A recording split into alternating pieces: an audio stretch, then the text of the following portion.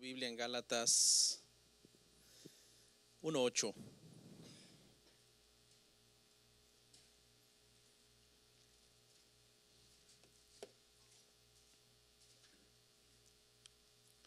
Gloria a Dios, Dios es bueno.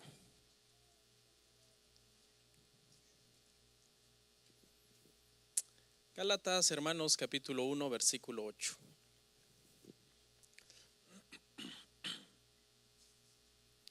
Vamos a leer el verso 8 y el 9, amén. ¿Me dice cuando lo consiga? Bueno. Leemos, la palabra del Señor dice así, dice: mas si aún nosotros o un ángel del cielo os anunciare otro evangelio diferente del que os hemos anunciado, sea anatema. Como antes hemos dicho, también ahora lo repito, si alguno os predica diferente evangelio del que habéis recibido, sea anatema. Son dos versos y prácticamente el 9 es una repetición prácticamente del 8. Vamos a orar. Señor, te damos gracias en esta mañana, en este día domingo. Gracias, Padre, por permitirnos estar aquí, en este lugar, con todos nuestros hermanos reunidos, listos para escuchar el evangelio. Hemos adorado, hemos tenido un tiempo, Señor, maravilloso, y te pedimos todo en el nombre de Jesús, y sabemos que por la comunión de tu Espíritu Santo, Padre, podemos recibir todo lo que pedimos, Señor. Amén. Bueno, hermanos, siéntese por favor.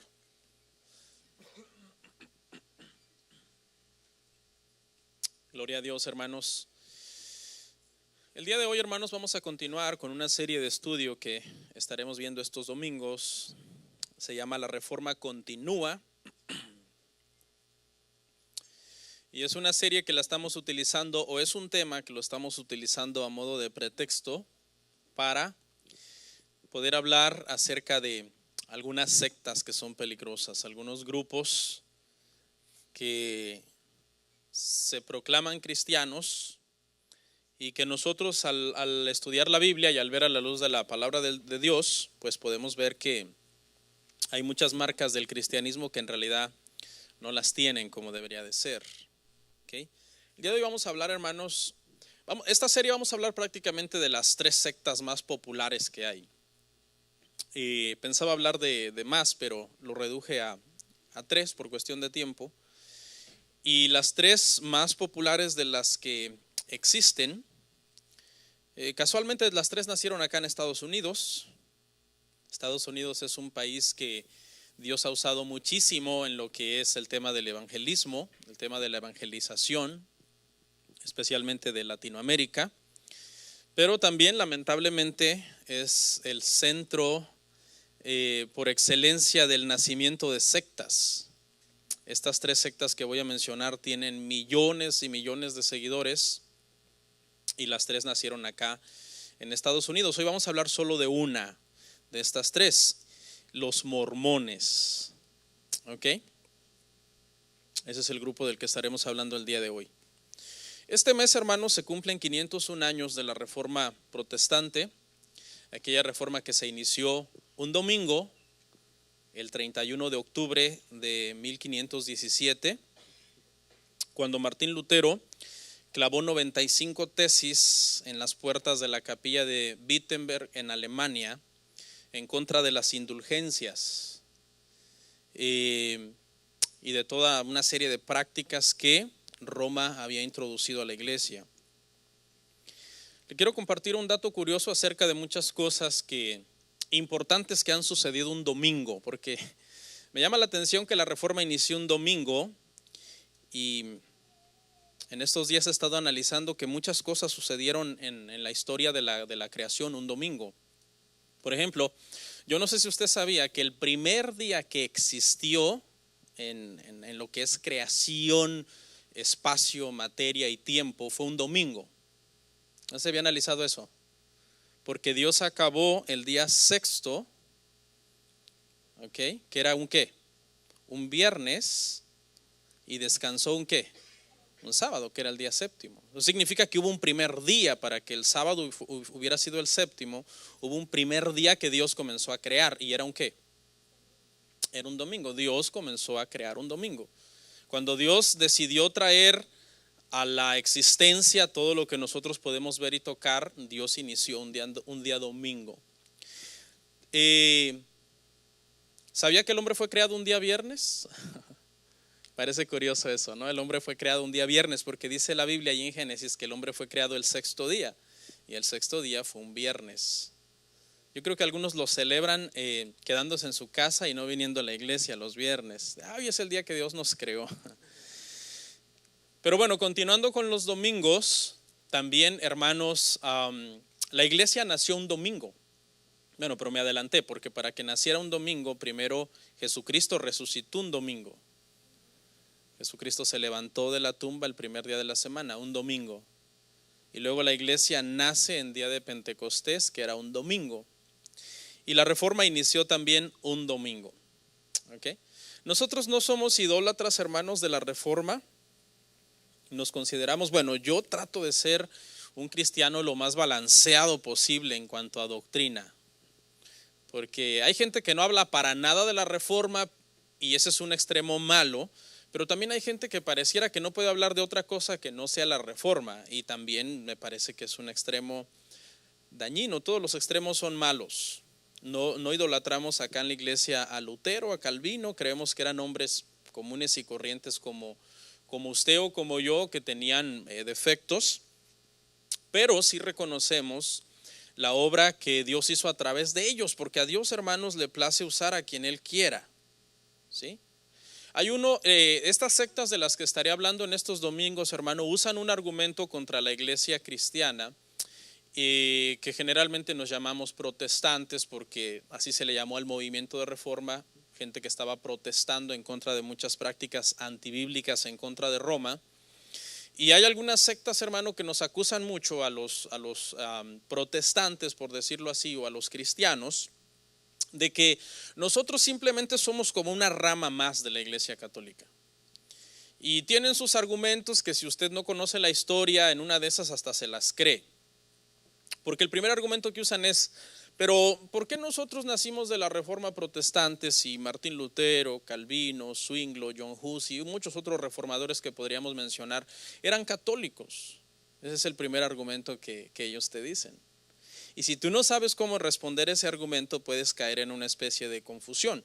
Y lo que usted tiene que entender es que históricamente, aunque muchos de estos eran monjes, por ejemplo, Lutero era un monje agustino y eran católicos, sin embargo llegó un momento en que Dios hizo una obra de regeneración en ellos. ¿Okay? Es decir, estas personas tuvieron que, por la exposición a la palabra de Dios, nacer de nuevo. Y en ese proceso, de hecho, Lutero mismo da testimonio él, que estudiando la epístola a los romanos, él sintió que él nació de nuevo. Él ya había sido católico muchos años, pero obviamente cuando él es expuesto al evangelio y comienza a entender qué es la gracia, él dice que haber sentido que él nació de nuevo. Lo mismo que nosotros, hermanos, experimentamos en su debido momento. Apliquemos un poco la lógica. Yo antes de ser cristiano, hermanos, era católico. ¿Okay? ¿Significa eso que usted dice, no, yo me voy de la iglesia cristiana a la familia porque el pastor antes de ser cristiano era católico? No. ¿Por qué? Porque se supone que yo que me convertí a Cristo. Pasé por un proceso de conversión, nací de nuevo y ahora en Cristo estoy haciendo la obra del Señor. Entonces, de la misma forma, ese argumento contra los reformadores es inválido. Porque ellos, aunque eran católicos, tuvieron un proceso de conversión en la exposición a cuando fueron expuestos a la palabra y entonces vinieron y trajeron la reforma y introdujeron las doctrinas. Por ejemplo, Lutero fue prácticamente el que hizo la reforma, pero esa reforma no hubiera durado si no hubiera sido por Calvino, porque Calvino sentó la doctrina. Y la doctrina es la que sostuvo la reforma y la reforma se sostiene y se sostendrá hasta que Cristo venga, porque lo único que este movimiento insiste es basémonos en la Biblia y punto. Por eso salieron las 5 solas, ¿no? Y una de ellas es sola escritura, que son 2 palabras latinas para decir solo la escritura. Solamente la escritura. Nos vamos a basar solo en la escritura. No queremos más. No queremos tradición, no queremos catecismos, no queremos bulas papales. Queremos solo la escritura. Otra sola, solo Cristo o solus Christus. Dijeron, no queremos honrar al Papa, él no es la cabeza de la iglesia, él no es el vicario de Cristo, solo a Cristo. Nosotros, este es el mensaje principal, solo Cristo. Sola gratia, la salvación es solamente por gracia. No hay nada que puedas hacer para tú ser salvo, es algo que Dios hace, Dios escoge, Dios salva. Sola fide, a través de la fe, que es un regalo que Dios te da a ti para que tú puedas creer. Y por último coronaron esas 5 solas con la de Soli Deo Gloria, solo a Dios sea la gloria, a nadie más. Entonces es importante que usted sepa esto un poco. Yo ya di una serie en el pasado, si quiere investigue, infórmese. Pero es bueno también que usted sepa refutar los argumentos que esta gente usa diciendo no, porque es que el protestantismo es solamente una rama del catolicismo y son los mismos, creen lo mismo, creen en la Trinidad. Y porque hay gente que está en contra de la Trinidad, no están en contra de la deidad de Jesús, en contra de la cena del Señor. Y entonces ellos dicen no, pues los protestantes creen lo mismo. Roma cree en la Trinidad, ellos también. Roma cree que Jesús es Dios, ellos también. Roma celebra la Eucaristía y ellos también la celebran, nada más que ellos le llaman Santa Cena. Entonces si tú no sabes de lo que te están hablando, tú puedes decir, oye, pues sí, verdad, es cierto, entonces mejor me salgo de esta religión también, porque esta religión es más que una rama de Roma. Y hay que tener mucho cuidado, porque el hecho de que nosotros tengamos algunas doctrinas que Roma cree no significa que nosotros estamos mal. Porque el hecho de que ellos tengan doctrinas correctas, que nosotros tenemos que decir que son correctas porque la Biblia los dice, no nos hace herejes al estar de acuerdo en ese sentido. Le doy un ejemplo. Usted conoce a un musulmán, ¿no? Y usted sabe, usted ha estudiado y usted sabe que un musulmán obviamente se basa en el Corán y que el Alá que ellos llaman, usted ha estudiado que no es el mismo Alá creador de todas las cosas, pero en cuestión de monoteísmo usted va a estar completamente de acuerdo con él, porque son monoteístas, creen que hay un solo Dios. Entonces algunas veces el diablo dice la verdad, ¿sí o no? Como cuando le dijo a Adán y Eva, le dijo, si comen de este fruto ustedes conocerán el bien y el mal, sus ojos serán abiertos. ¿Les dijo la verdad? Sí. A medias, combinado con que seréis como dioses, porque las sectas trabajan así, te dicen verdades combinadas con mentiras para que tú puedas confundirte. Quiero abundar un poquito en este argumento, porque si no, a usted se lo pueden confundir, y es, hermano, que Dios usa a quien Él quiere. ¿Cuántos sabemos que Dios usa a quien Él quiere? De hecho, si usted ha leído la Biblia completa, usted ya habrá descubierto que en la Biblia encontramos que Dios usa a gente pagana, que no eran nada, que tuvieran que ver nada con el pueblo de Dios. Dios usó gente pagana, y lo voy a dar una cita ahorita. En la Biblia Dios usó a gente que tenía la religión correcta, que eran judíos, pero que andaban mal espiritualmente, andaban perdidos espiritualmente. También Dios le plació en su misericordia usarlos. ¿Y qué cree? Aún usó animales. Vamos a ver el ejemplo de un rey pagano, Ciro, el rey de Babilonia.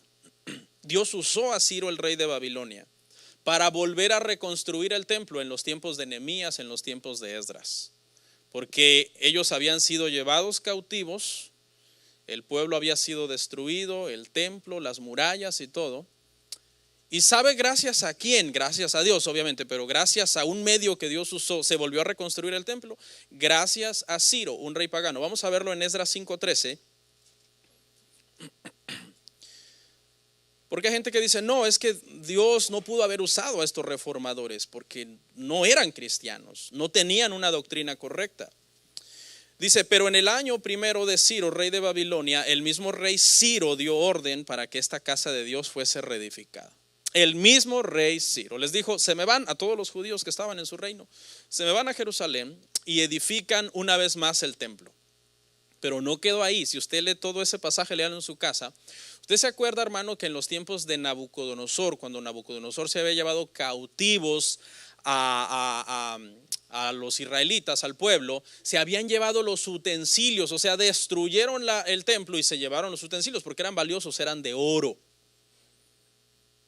Y se los llevaron. De hecho, hay un pasaje en Daniel en donde dice que uno de los reyes manda a traer esos utensilios y los comienza a usar.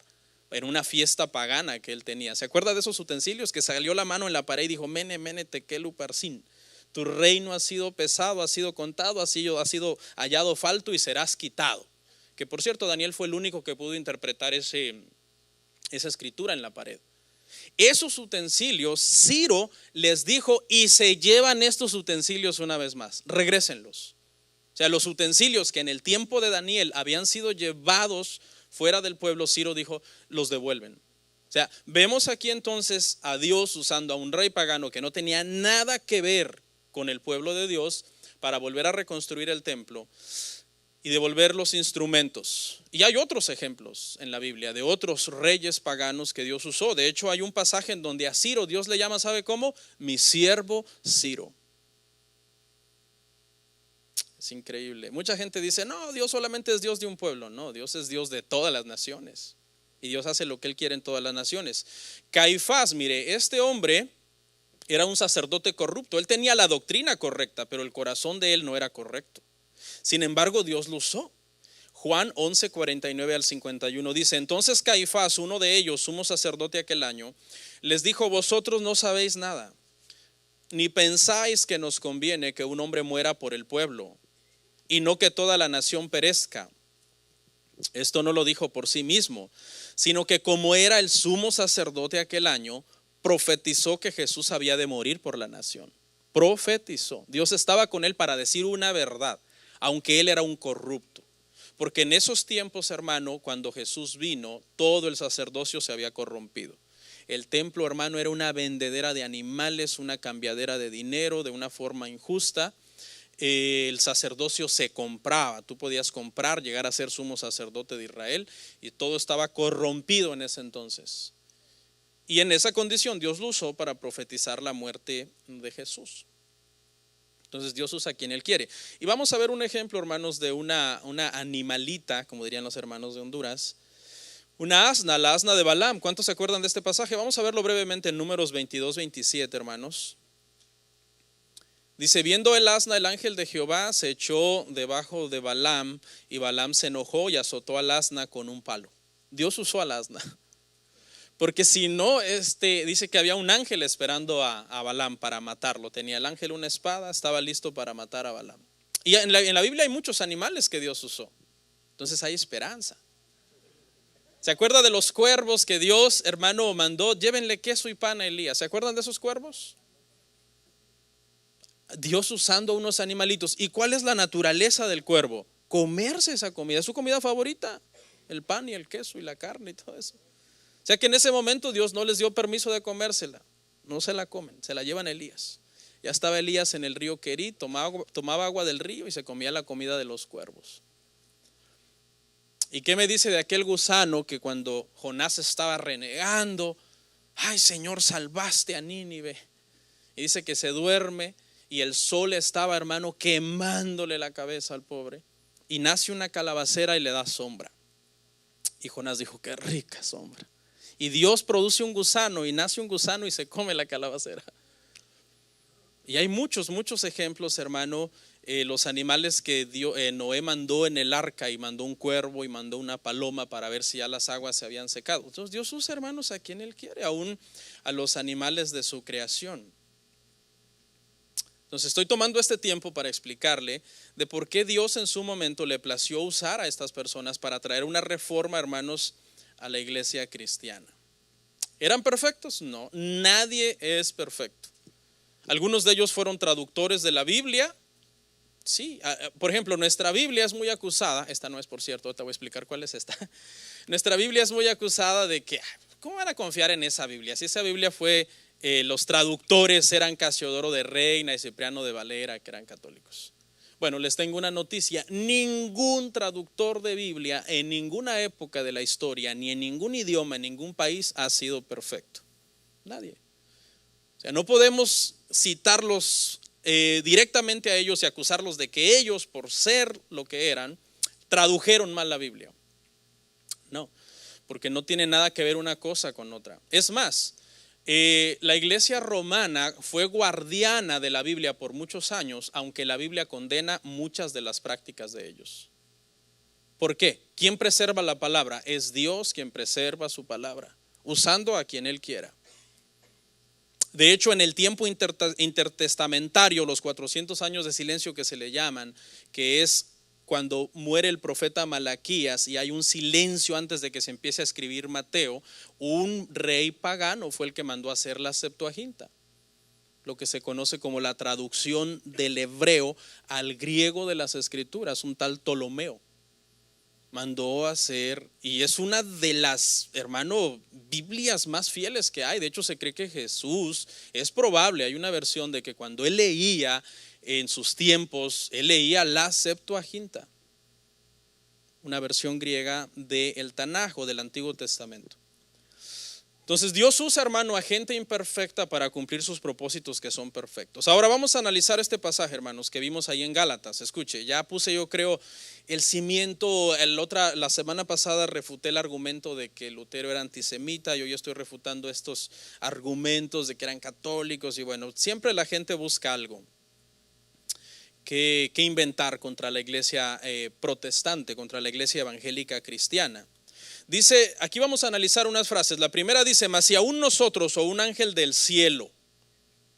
Porque en la iglesia de Galacia, hermano, la carta de Gálatas tiene un propósito: refutar a los judaizantes, que es un grupo de personas que le están diciendo a los cristianos que no es suficiente lo que están haciendo, que tienen que circuncidarse, no comer ciertas carnes y guardar los días y los tiempos, porque si no están en rebeldía y desobediencia contra Dios. Ese es el propósito de Gálatas. Para eso existe ese libro en la Biblia, para refutar a los judaizantes. Entonces están trayendo un evangelio de obras, cuando Pablo les dijo, lo analizamos la semana pasada, ustedes ya les he presentado a Cristo, ya les he hablado de Cristo, que por la gracia de Cristo ustedes han sido salvados.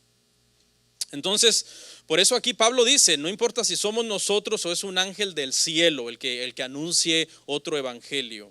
Y a lo largo de la historia, hermano, han habido muchos hombres que se han autoproclamado iluminados o que se han autoproclamado personas enviadas por Dios para traer un evangelio diferente, para traer un mensaje diferente. Le voy a citar algunos. Por ejemplo, el hinduismo no se le atribuye así a un solo hombre que digan este es el creador del hinduismo, pero 1500 años antes de Cristo comenzó a surgir el movimiento hinduista por parte de varios hombres que se autoproclamaron iluminados y que comenzaron a dar forma al hinduismo, la religión politeísta más grande del mundo.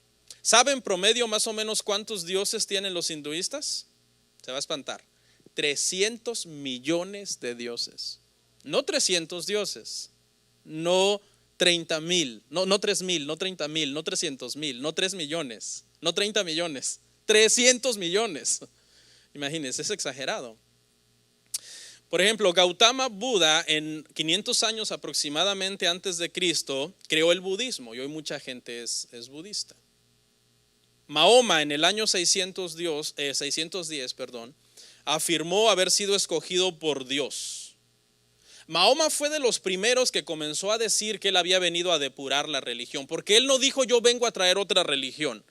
Él vino y ¿sabe qué dijo? Él dijo yo vine a corregir la religión que los judíos y los cristianos han echado a perder. ¿Dónde he oído eso? Porque hay gente así hoy, hay gente que dice esto hoy. No, los cristianos han echado a perder la religión. De hecho, una de las razones por las que los judíos no se convierten es porque los cristianos creen un montón de cosas malas y atacan al cristianismo bíblico, al cristianismo reformado, por decirlo así. De hecho, no hay cristiano que no sea reformado. Si usted conoce un cristiano que usted le diga, oiga hermano, ¿y usted qué cree en la reforma? No, yo no creo. O sea, nacimos por parte de la reforma. La reforma fue de alguna forma el método que Dios usó para que naciera el protestantismo, resurgiera, mejor dicho. Y bueno, vamos a continuar ahí en Gálatas, hermanos. Dice, si les anunciare otro evangelio, es decir, este iluminado, dice Pablo, sea quien sea un ángel, sea un excristiano, sea un apóstol. Hermano, no se dejen engañar, por favor. Apóstoles y profetas ¿se necesitan hoy? No se dejen engañar, hermanos. Ahorita hay una ungidera de apóstoles por todos lados. Las marcas de un apóstol es haber estado con Cristo, haber visto al Cristo resucitado, haber sido parte de los que escribieron la palabra, haber estado en la iglesia del primer siglo. ¿Hay alguien hoy día que reúna esos requisitos? Yo no conozco a nadie. He oído a muchos en redes sociales o en la televisión que dicen que son apóstoles. Pero ya vamos a avanzar, pero no se deje engañar con esas cosas, hermano. No, es que el apóstol dice que él tiene una nueva revelación y como es apóstol le voy a creer. Yo tengo una prédica, hermano, véala por favor, está en YouTube, se llama Apóstol o Apóstata. Véala y yo creo que le va a ayudar mucho. Entonces Pablo dice que sea quien sea, sea anatema, no importa quién sea. Dice, si el evangelio es diferente del que ya se anunció, sea anatema, o sea apóstol, sea profeta, sea un superpastor, sea, hermanos, alguien muy bueno, sea anatema. ¿Y sabe qué significa anatema? Significa maldito. Pablo era duro, hermano, mire, cuando Pablo detectaba que alguien estaba predicando un evangelio diferente, Pablo no era suave como el cristiano sincretista del que hablamos la semana pasada. ¿Se acuerdan la característica del cristiano sincretista? Es el que sincroniza sus creencias con cualquiera. Él dice, no, todas las religiones llevan a Dios. Hay que estar en paz, dicen, con todos, porque todas las religiones llevan a Dios. O defienden a las sectas y a las religiones falsas. No se metan con ellos, las creencias en realidad son las mismas. O no importa lo que ellos crean, lo que importa es que lo crean sinceramente. Y no importa, dejémoslos en paz. Pablo no era así como el cristiano sincretista. No, Pablo era duro. Pablo decía, no, su evangelio es diferente, sean malditos. Así. De hecho, en Gálatas, léalo completo, tuvo una expresión contra los judaizantes tan fuerte, hermano, porque les estaban diciendo a los hermanos que se circuncidaran. ¿Y sabe qué dijo Pablo? En el celo pastoral de cuidar la grey, Pablo dijo, ojalá y se mutilasen.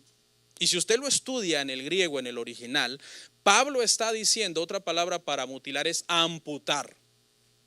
Pablo está diciendo, esta gente que nos quiere perturbar, ¿se acuerda que aprendimos la palabra perturbar la semana pasada? Si no vio el sermón de la semana pasada, véalo. Perturbar a alguien que te agita y te deja sin paz y con paranoia y crees que ya estás el cristianismo está mal y te tienes que ir con ellos. Pablo dijo, esos ojalá y se mutilasen. Y Pablo está diciendo, ojalá que estos hombres, por estar perturbando la iglesia de Dios, cuando ellos se circunciden, ojalá y se les fuera el cuchillo y se amputen su parte. Oh, es fuerte. Eso es lo que Pablo está, investíguelo, yo no estoy inventando. Ojalá y se mutilasen los que os perturban. Pablo no era nada sincretista. Cuando alguien amenazaba el evangelio de la gracia, Pablo sacaba su furia pastoral y defendía a la iglesia con todo, hermano. Por eso si usted lee todas las epístolas de él, hay unas epístolas donde él dice, wow, tengo una de enemigos de los de mi pueblo. Porque los judíos decían, no, Pablo está perturbando y está enseñando a que no se guarde la ley de Moisés.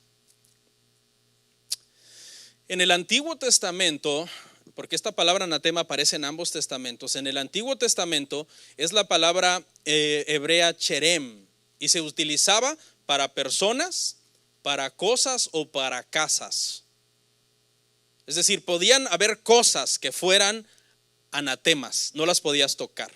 Lo lee en su casa porque esas citas no las traje. Deuteronomio 7:26, cuando una cosa era anatema, no la podías traer a tu casa. Algo maldito. ¿Se acuerda del pecado de Acán? El pecado de Acán fue tomar algo que estaba prohibido de los cananeos y llevarlo a su tienda. No tomen, les había dicho el Señor, del anatema. Y el juicio es severo. Mata, no solamente mata a Acán, mata a su esposa, a sus hijos, a todos, por haber tomado cosa maldita, cosa anatema. El evangelio que contradice el evangelio de la Biblia es algo maldito.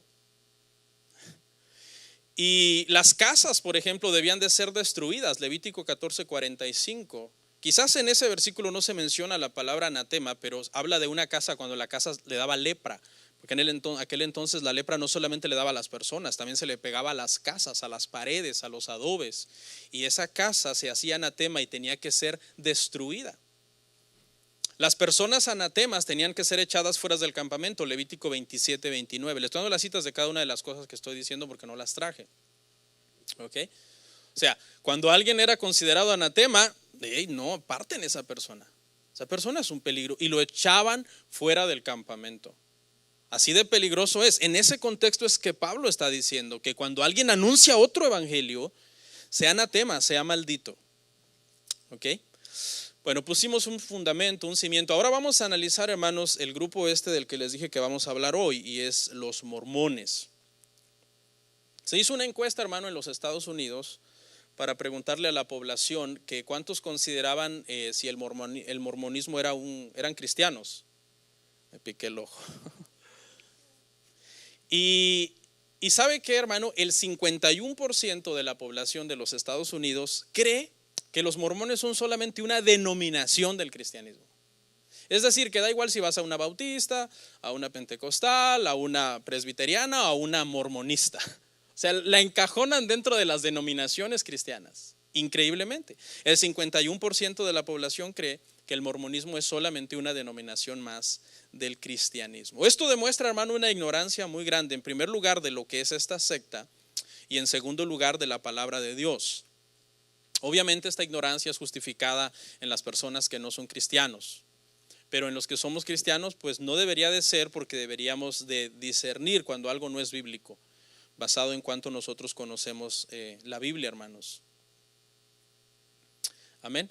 A continuación, hermanos, en esta parte del sermón estaré hablando un poco acerca de la historia del mormonismo. Daré algunas fechas, daré algunos datos que no son precisamente infalibles, porque a veces un historiador lo contó de una forma, otro historiador de otra forma, y los años pueden variar un poquito, pero el corazón de la historia no varía, el corazón de la historia es la misma. ¿Okay? Pero el fundador, hermanos, y los inicios de esta iglesia fue a cargo de una persona, un personaje que se llama José Smith. Ahí está en pantalla.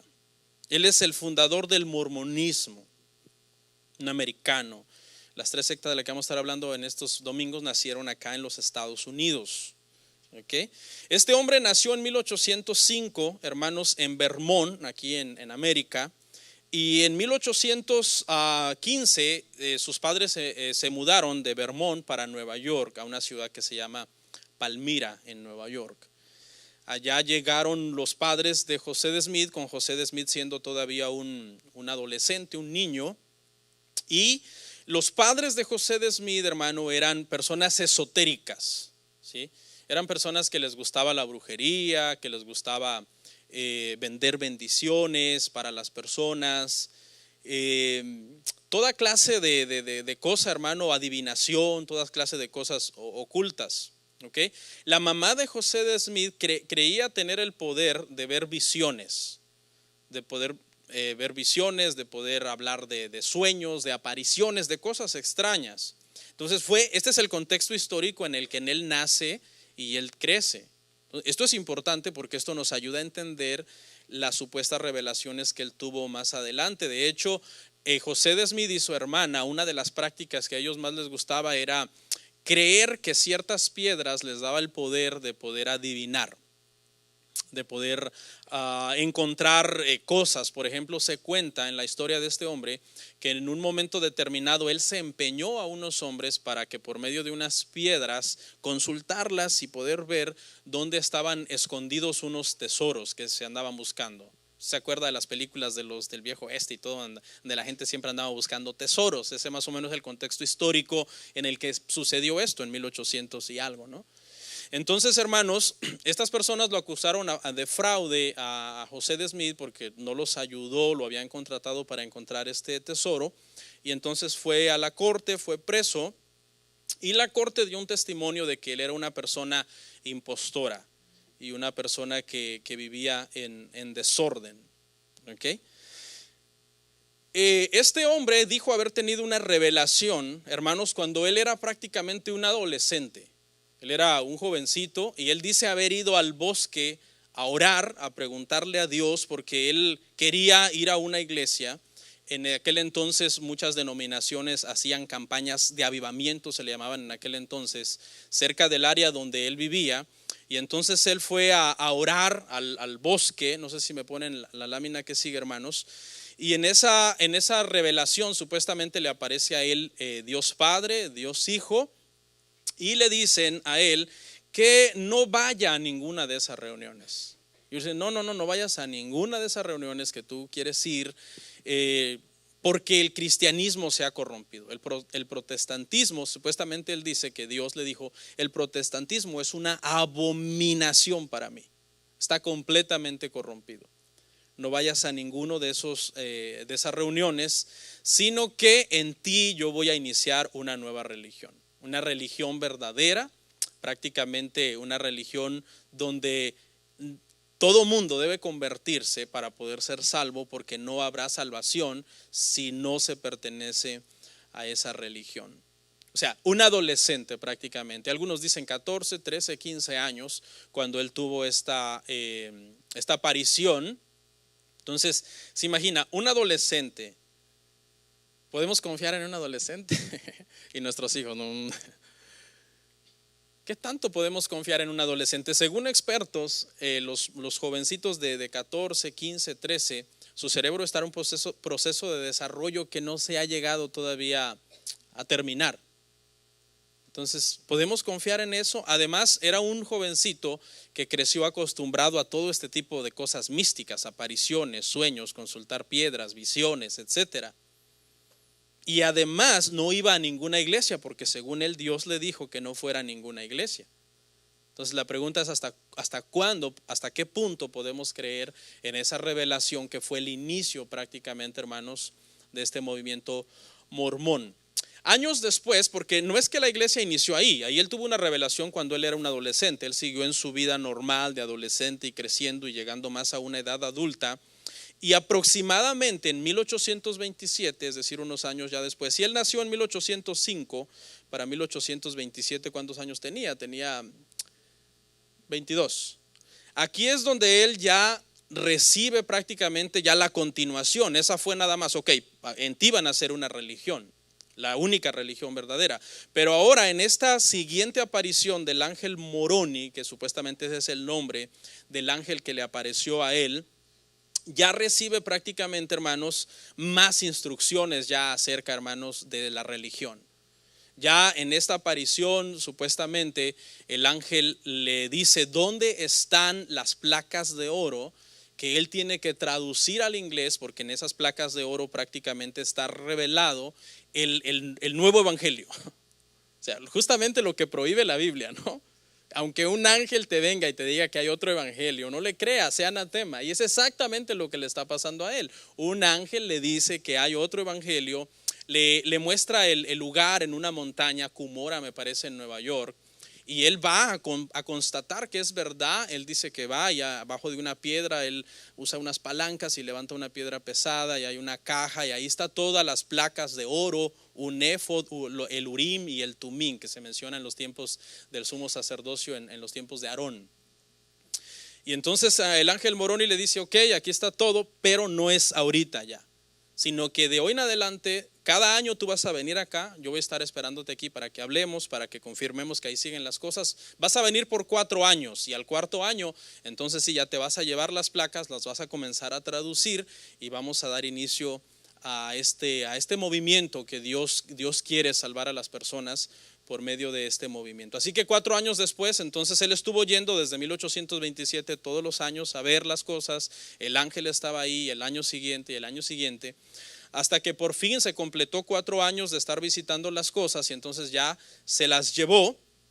El ángel le dijo que no se las iba a dejar a perpetuidad, porque obviamente eran unas cosas que producían mucha tentación y que obviamente se iba a llenar de enemigos que iban a querer matarlo, que iban a querer robárselas, y entonces tenía que prácticamente traducirlas, y esas placas el ángel se las iba prácticamente a volver a llevar o a desaparecer. No conozco bien el desenlace de esas placas. Y entonces él comenzó a traducir estas placas de oro, y es lo que llegó a ser supuestamente el Urim y el Tumim, que son estas piedras que también venían en la caja, fueron las que él usó. Entonces él se puso en una habitación, puso una cortina, del otro lado de la cortina puso a su esposa, que se llama Emma, y él en este lado de la cortina con las piedras, el éfod, las tablas, él comenzó a traducir porque supuestamente estaban escritas en un egipcio reformado, que saber qué será eso, porque historiadores han dicho que no pueden identificar exactamente qué era eso, egipcio reformado, que de hecho en una corte a él le hicieron una prueba para ver si de verdad sabía egipcio y él no sabía nada. Entonces él se justificaba obviamente en que fue por medio de las piedras que él pudo determinar qué significaba, y su mujer lo puso en inglés, el idioma de aquí de Estados Unidos, y entonces nació, hermanos, lo que se conoce como el Libro del Mormón. De todo esto que le estoy contando nació el Libro del Mormón, el cual se publicó por primera vez en 1830 en el idioma inglés. Una persona rica ayudó a Smith al financiamiento de esta publicación. Era una persona que tenía muy mal testimonio. Se cree que este hombre había pasado por muchas iglesias cristianas y no se había quedado en ninguna. Y además era un poco loco porque él aseguraba haber ido a la luna, cuando todavía no se inventaban los cohetes ni nada, 1800. Él aseguraba que él había ido a la luna. Sí, más bien muchos no creen ni en el viaje de la luna de los 60, ¿no?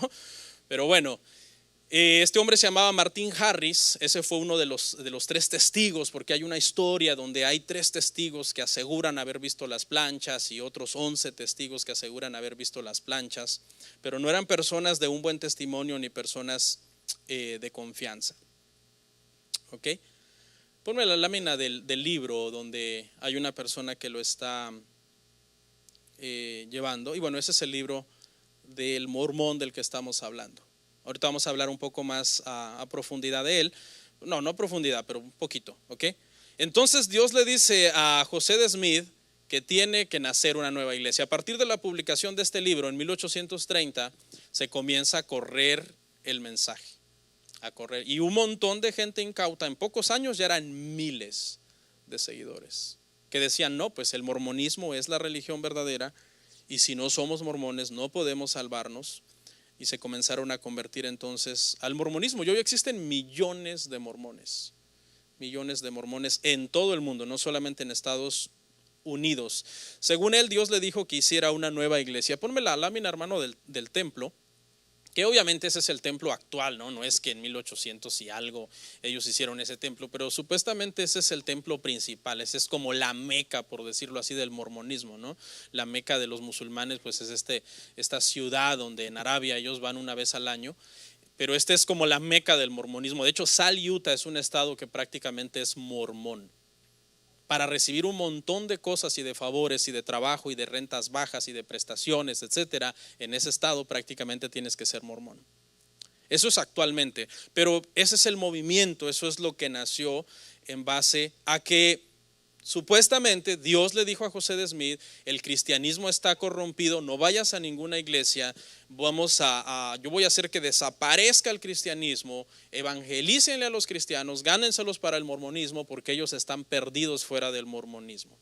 Ahora, ¿es esto bíblico? O sea, en primer lugar ya vimos que la Biblia dice que no le creas a un ángel que te diga que hay otro evangelio, en primer lugar. Y en segundo lugar, Jesucristo dijo en la Biblia que su iglesia nunca desaparecería. Pero dice José de Smith que a él le dijo que sí, que la iglesia estaba mal y que la iglesia sería destruida. Entonces, ¿a quién le creemos? Mahoma dijo también que la iglesia no servía ya, la iglesia no sirve. Vamos a ir a Mateo 16, 18, hermanos, para ver qué fue lo que dijo Jesús acerca de la iglesia. Yo también te digo que tú eres Pedro, y sobre esta roca edificaré mi iglesia, y las puertas del Hades no prevalecerán contra ella. ¿Quién es la roca, hermanos, de la iglesia? Jesús es la roca. Él es la roca de la iglesia. Claramente la Biblia nos enseña que Él es la piedra viva, la piedra angular del edificio. ¿De qué edificio? De la iglesia. Donde dice que está sobre la roca angular está un fundamento. ¿Cuál es ese fundamento? El fundamento de la doctrina de los apóstoles y los profetas. Efesios 2:20. Ya está. Y sobre ese fundamento están las piedras vivas. ¿Quiénes son? Los cristianos. Nosotros los cristianos estamos sobre ese fundamento. Somos las piedras vivas. Entonces, Cristo hizo todo por la iglesia. La compró, es la piedra angular, la piedra sobre la cual descansa toda la iglesia. Le puso un fundamento doctrinal. Los apóstoles pusieron toda la doctrina para la iglesia en el siglo I. ¿Ok? Y luego viene y comienzan las conversiones y comienza a crecer, hermanos, la iglesia. Jesús manda al Espíritu Santo para que la guíe, para que la cuide, para que la proteja. Dios está con cada cristiano. Cristo habita en el corazón de cada cristiano, la cuida. Pero ahora resulta que no, que Dios no pudo, o sea, Cristo no cumplió su palabra, porque de acuerdo a las sectas se arruinó, se destruyó y hay que volverla a hacer. Ahora aquí le quiero aclarar algo. La iglesia puede ser reformada, pero la iglesia no puede ser recreada. Eso es imposible. Le explico. Vamos a suponer, hermanos, que nosotros, en el paso del tiempo, Dios nos guarde, nos desviáramos de la doctrina bíblica. Nos desviáramos de una forma bastante lamentable. Pero eso significa, hermano, que no habría ninguno dentro de ustedes que sea nacido de Dios e hijo de Dios. No. Porque Dios tiene hijos y Él hace nacer hijos para Él donde Él quiere. Entonces la iglesia sigue siendo iglesia, aunque está bastante desviada, pero sigue siendo iglesia cristiana. Tenemos las doctrinas básicas del cristianismo, la Trinidad, la deidad de Cristo, la encarnación de Cristo, su resurrección, su evangelio, etcétera. Y quizás en algunas otras prácticas de dinero y de creencias y todo nos hemos apartado. Entonces esta iglesia no está destruida, lo que necesita es ser reformada. No es que la vamos a cerrar y la vamos a empezar de nuevo, sino que necesita una reforma, es decir, que vuelva a la forma original del evangelio. Los reformadores, hermanos, no hicieron otra iglesia, y esto es algo que a muchos cristianos les causa conflicto. Despierte a su vecino, hágale así. 2, 3 de la mañana en el Facebook, pero eso sí, empieza el sermón y empieza la llamadera de gente. ¿Se ha dado cuenta, hermano, que a veces a Dios le damos lo que nos sobra?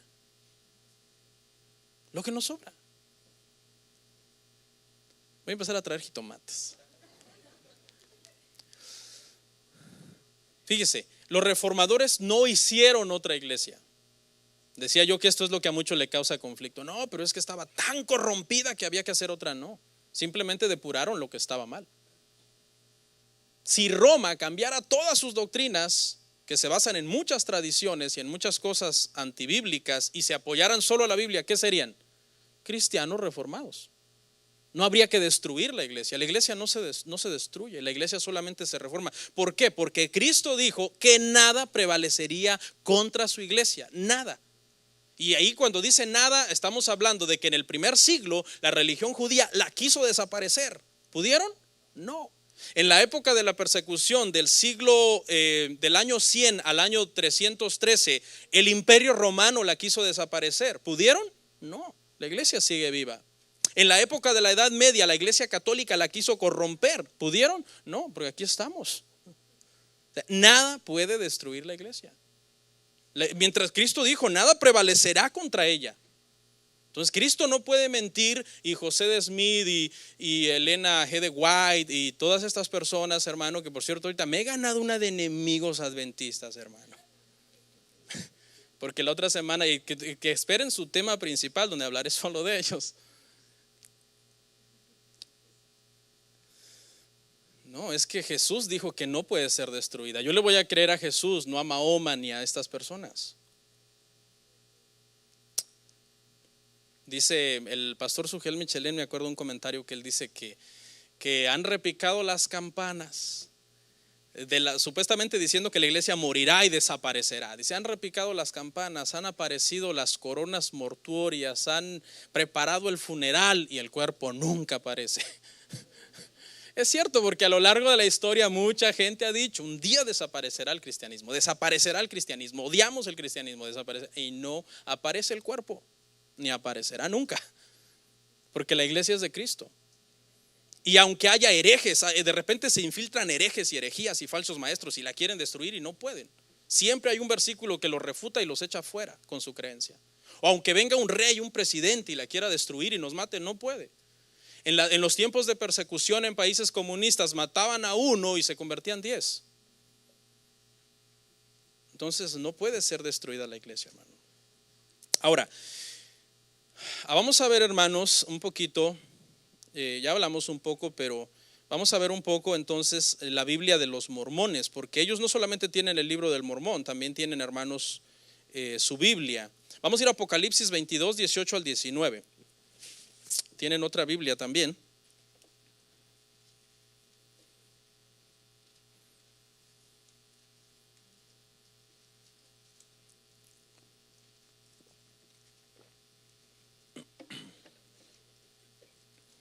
¿Lo encontró? Yo testifico a todo aquel que oye las palabras de la profecía de este libro. Si alguno añadiere a estas cosas, Dios traerá sobre él las plagas que están escritas en este libro. Si alguno quitare de las palabras del libro de esta profecía, Dios quitará su parte del libro de la vida y de la santa ciudad y de las cosas que están escritas en este libro. Yo siempre he dicho que este es el versículo donde Dios mismo cerró el canon bíblico. Aunque está hablando específicamente de Apocalipsis, lo podemos aplicar a toda la Biblia. Dios cierra el canon bíblico, dice está terminado, es el último libro, el libro que se escribe antes de que termine el primer siglo, año 95, 99 aproximadamente, se escribe el último libro de la Biblia y Dios dice se acabó, no más, ni le quiten ni le pongan. Nosotros como protestantes lo entendemos en el contexto que está hablando desde Génesis hasta Apocalipsis, al menos yo así lo entiendo, después de haber estudiado mucho acerca del canon bíblico y los diferentes canons que tienen otras religiones. Entonces, ¿qué es lo que hay que hacer? Hay que respetar lo que ya está escrito. ¿Qué son, hermano? La Biblia es suficiente. 39 libros en el Antiguo Testamento, 27 en el Nuevo, y eso es todo. No hay catecismos, no hay talmuds, no hay tradiciones orales, no hay bulas papales, no hay credos de una iglesia, nada más que se añada, a menos que esas cosas estén siempre de acuerdo con la palabra de Dios, porque la palabra de Dios es siempre por sobre todos esos escritos. La Biblia mormona se llama, el nombre de la Biblia mormona se llama la versión inspirada de la Biblia. José de Smith la inició, no la terminó porque él murió repentinamente en 1844, bien joven, pero él hizo esta versión de la Biblia mormona usando la Biblia King James y nada más alterando algunas cosas a placer, según le convenía obviamente, porque el libro del Mormón tiene muchas doctrinas, que la perla de gran precio y doctrina y convenios, que son otros libros de ellos, porque ellos tienen 3 libros, no solo el libro del Mormón. Y esta la comenzó a hacer José de Smith en 1830, no la terminó porque en 1844 lo mató una turba que estaban enojados por él, por unos desmanes que habían sucedido en una ciudad, lo pusieron preso, esta gente vino, entraron a la cárcel y lo mataron. ¿Qué dice la Biblia acerca de los falsos profetas? Que si están mintiendo, Dios los matará, Dios les quitará la vida. ¿Cuántos años tenía este hombre? Nació en 1805, 39 años, jovencito, apenas su religión tenía 10 años de existir, 14 años, ¿no? Porque en 1830 publicaron el libro del Mormón, inició el movimiento, 14 años, pero ya tenían más de 15,000 seguidores cuando él murió. Entonces, hermanos, acá está. Esta semana, hermanos, para hacer este sermón no estudié la Biblia, estudié el libro del Mormón, ¿sí? Para saber, para poder hablar con propiedad de lo que yo les estoy diciendo. ¿Okay? Este es el libro de ellos, porque en realidad, hermanos, esta es la Biblia de ellos. Esta es en realidad la Biblia de ellos. Ellos tienen su Biblia y tienen sus escritos, etcétera, etcétera, pero siempre que llegan a una casa, no sé si lo pueden enfocar, creo que no hay camarógrafos. Este es el libro. ¿Sabe cómo dice aquí, hermano, abajo? Dice el libro del Mormón, otro testamento de Jesucristo. Otro testamento de Jesucristo. Ahí está en la pantalla, dice lo mismo, es idéntico, de hecho hasta es azul, igual que este. ¿Ok? ¿Sabe que lo estudié un poco? No me dio mucho tiempo porque lo tuve que ordenar un poco express para poder tenerlo hoy, pero lo poco que me dio tiempo de estudiarlo, son una iglesia multimillonaria, hermano. Son de los más ricos del mundo. Lo que me impresionó fue la calidad de material y edición.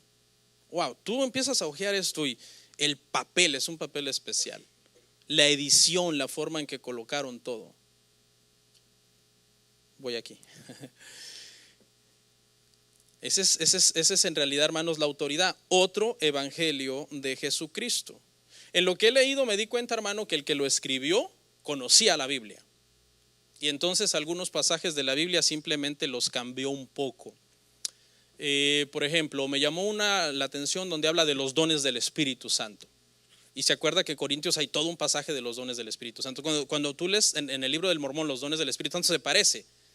Y los dones del Espíritu Santo, el Espíritu Santo repartió como Él quiere, y a unos el de profecía. Y nada más va cambiando ciertas palabras, porque así fue la voluntad de Dios, que se le revelara que estos fueran los dones, pero el contenido, el corazón es el mismo. O sea, yo me di cuenta que el que escribió este libro se basó en la Biblia en realidad, para poder escribir, porque habla muchas cosas que están en la Biblia, y al pie de la página te da las citas de la Biblia para que vayas a comprobar que lo que dice el libro del Mormón es la verdad. O sea, pues es lógico, pues se basaron en la Biblia.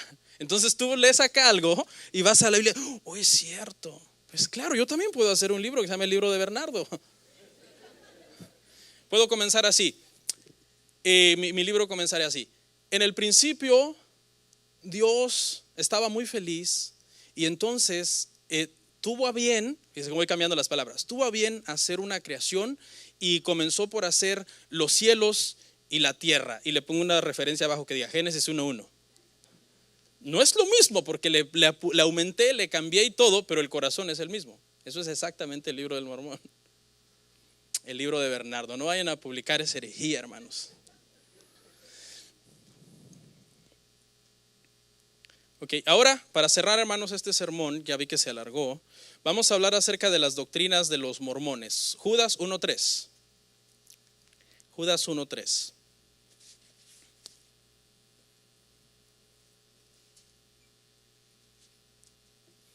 Amados, por la gran solicitud que tenía de escribiros acerca de nuestra común salvación, me ha sido necesario escribiros exhortándoos a que contendáis ardientemente por la fe que ha sido una vez dada a los santos. Es decir, la fe ya fue dada. Aquí esta palabra fe significa doctrina.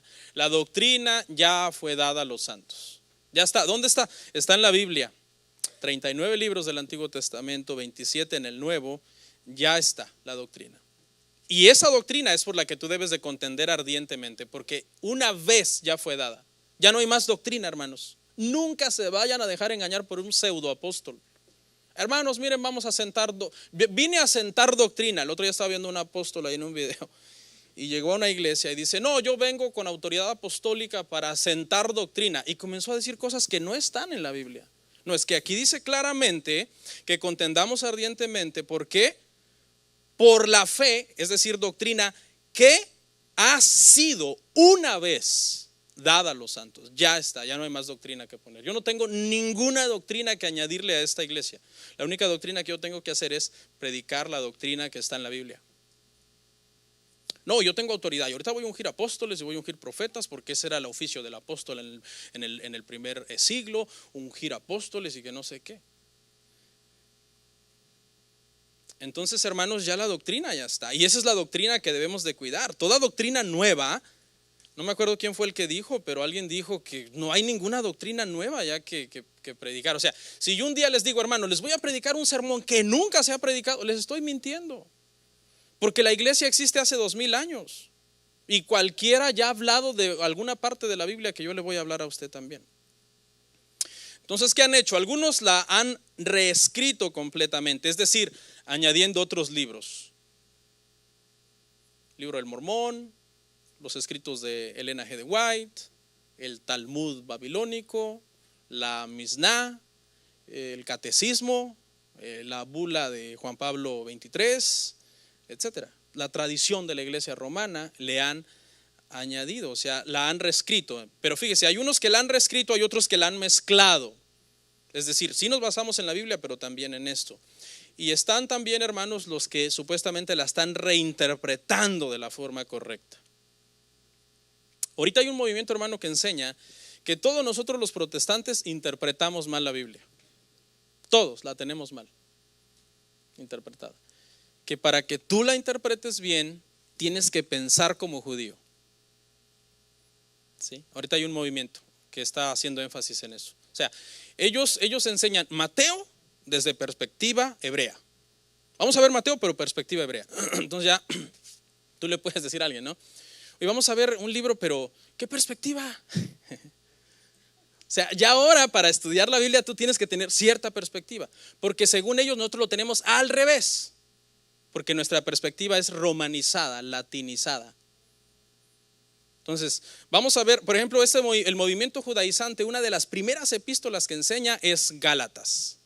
Vamos a ver Gálatas, perspectiva hebrea. ¿Sí?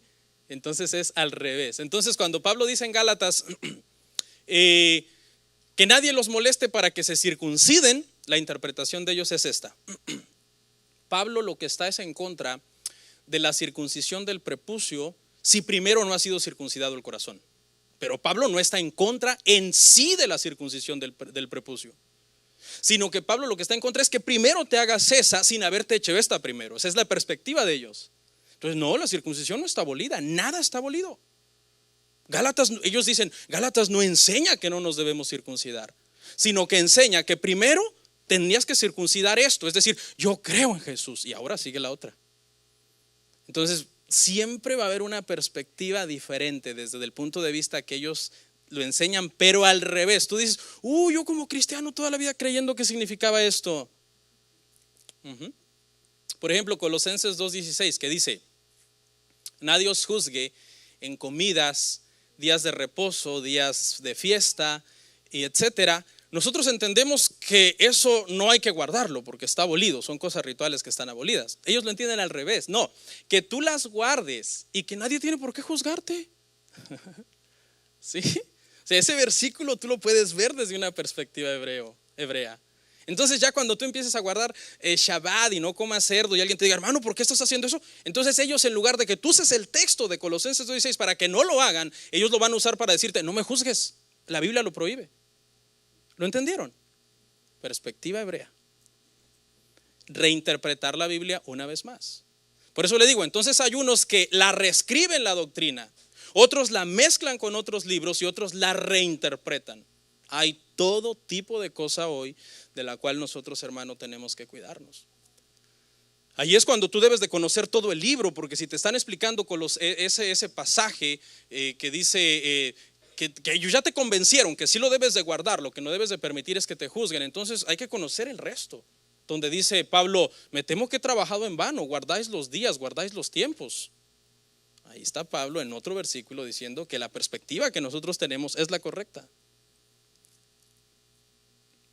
Ahora resulta, hermanos, que los más grandes eruditos de Biblia que han pisado esta tierra, George Whitefield, Jonathan Edwards, Spurgeon, tenían mala interpretación y eso que sabían hebreo y griego. Pero ahora hay un grupo de gente que ellos sí son más grandes que Spurgeon, que Whitefield, y ellos tienen la perspectiva correcta. No se deje engañar, hermano. Vamos a analizar 3 doctrinas mormonas para terminar, hermano. El Dios de los mormones. Traje una lámina, no sé si la ponen, hermanos. El Dios Padre, hermano, de los mormones es un Dios que un día fue un hombre. O sea, esa es la doctrina de Dios, lo que nosotros le llamamos teología propia, la doctrina que estudia al Padre. La doctrina de ellos es que Dios un día fue un hombre. Dios tuvo padre, abuelo, bisabuelo, tatarabuelo, tuvo hermanos, mamá, primos, tíos, y en un proceso de evolución él llegó a ser un Dios. Y entonces él, ese Dios Padre, con todas sus esposas celestiales, tiene muchas esposas, nacimos nosotros, ¿sí? Nosotros somos hijos de ese Dios que es un Dios que sus ancestros se puede ir hasta el infinito en el pasado, porque a saber quién fue el padre del padre del padre del padre del padre que tenemos nosotros, y ese Dios entonces es, hermano, el que nosotros somos hijos de ese Dios. A veces uno puede decir una palabra con alguien y para él significa lo contrario de lo que para ti significa. Por ejemplo, tú puedes decir, los mormones creen en Dios, yo también. Vengas, hermano mormón, vamos a tomar café. Ah, no, ¿verdad? No, porque no toman café. No, a veces la misma palabra que para ti en la doctrina cristiana significa una cosa, para la secta significa otra cosa. Entonces, si un mormón te dice, ¿tú crees en el mismo Dios que yo? Y tú le dices, sí. No, no es el mismo. Porque tú te la puedes dar de muy bonachón, ¿no? Y decir, al final de cuentas es el mismo Dios. No, no es el mismo. Y tú puedes llegar a ser un Dios, porque Él pudo.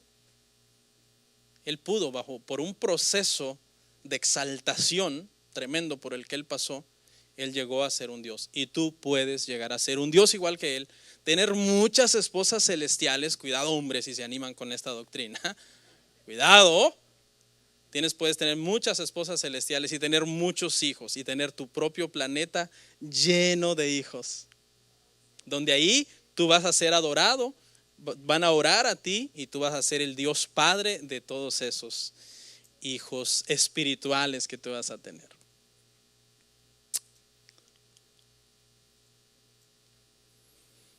Ahora, la salvación según los mormones no es la misma salvación del cristianismo. Es completamente diferente de la salvación del cristianismo. Para ellos existen, hermano, 3 reinos: el celestial, el terrestre y el telestial. Les explico. La primera esfera, la que está solita, la primera esfera, ahí usted está en una vida preexistencial. ¿Okay? Esa es la vida preexistencial. Luego, donde hay la primera flecha, nacimiento. El nacimiento es un método por el cual usted viene a la vida, que es la segunda esfera, la vida en la tierra. ¿Okay? Esa es la salvación mormona. Hoy se van a ir de aquí, hermano. Y luego, hermano, la segunda flecha, usted pasa de la vida en la tierra a través de la muerte física al mundo de los espíritus. ¿Okay? Cuando usted llega ahí al mundo de los espíritus, hay, por decirlo así, 3 formas de salvación. Ahorita le explico. Esas 3 esferas que usted ve, hasta arriba la celestial, la de en medio es la terrestre y la de abajo es la telestial, las 3 representan salvación en sí. ¿Sí? ¿Por qué? Porque ellos dicen que el simple hecho de que usted haya nacido ya significa que en la vida preexistencial usted hizo algo lo suficientemente bueno como para haber merecido nacer. Y que por lo tanto todo mundo merece salvarse. Hay un infierno, pero ahorita voy a llegar ahí. ¿Para quién es el infierno según los mormones? O sea, según ellos, hasta Hitler se va a salvar. Sí, Hitler lo más que puede aspirar obviamente es el más bajo, el reino telestial, ¿no? El de hasta abajo. ¿O cuál es más importante? ¿El terrestre o telestial? ¿Hay un ex mormón que me ayude? No vinieron. Pero hay uno que es el estado de exaltación que solamente los mejores mormones pueden encontrar, que es el de arriba, el reino celestial. Ahí solamente pueden ir los mejores mormones. Si usted es moralmente bueno y ya mereció nacer, usted va a ser salvo. No va a ir al reino celestial, pero puede ir a uno de los telestial o terrestre, no sé cuál es cuál. Porque hay uno que es para mormones de alto grado de glorificación, de exaltación, que es el celestial, y en los otros va a ir cualquiera. ¿Quién va a ir al infierno según los mormones? Si hasta Hitler se va a salvar, ¿quién va a ir al infierno? Escuche, ¿quién va a ir al infierno? El ex mormón. Si tú eres mormón,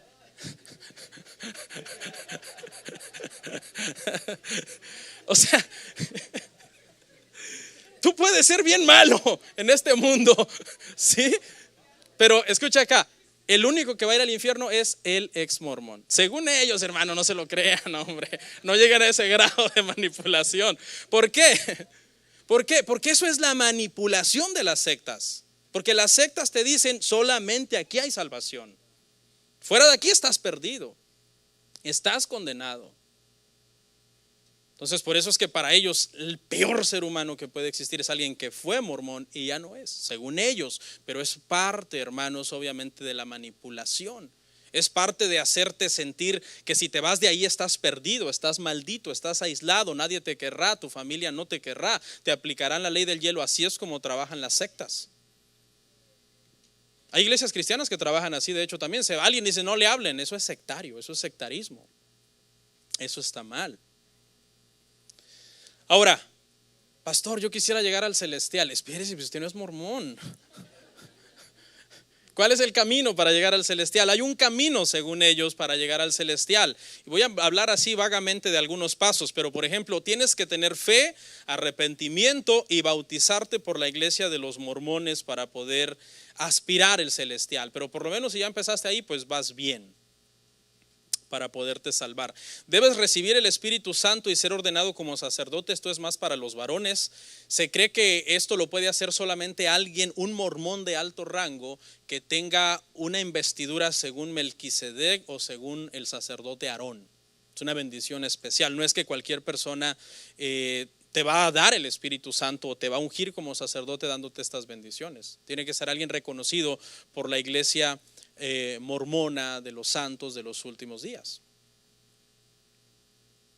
¿Qué más? Debes de cumplir con los rituales. Ahorita estamos hablando para llegar al celestial, ¿ok? Cumplir los rituales, saludos especiales, repeticiones de frases, ropa interior mágica. Sí, porque ellos creen en ciertas cosas bastante extrañas que no tienen nada que ver con el evangelio.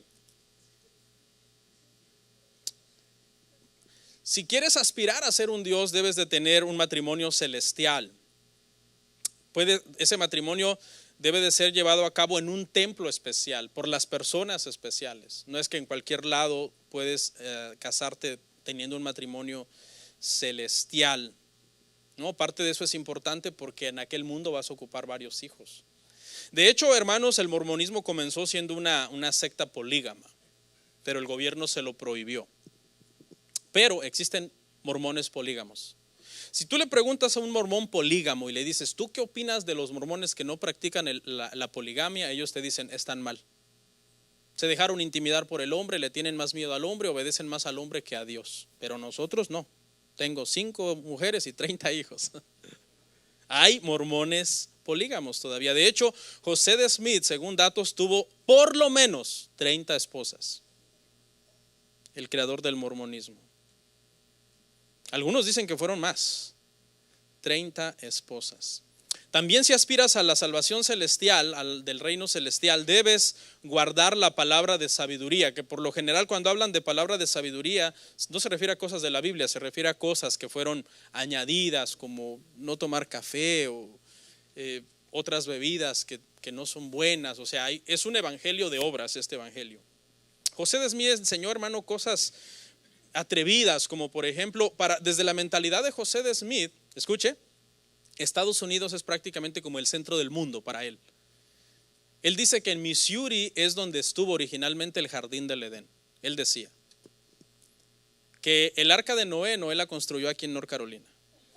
No es broma, ¿por qué se burlan? O sea, desde la mentalidad de José de Smith, desde su palabra de sabiduría, estas son las cosas que tú tienes que hacer para llegar al celestial.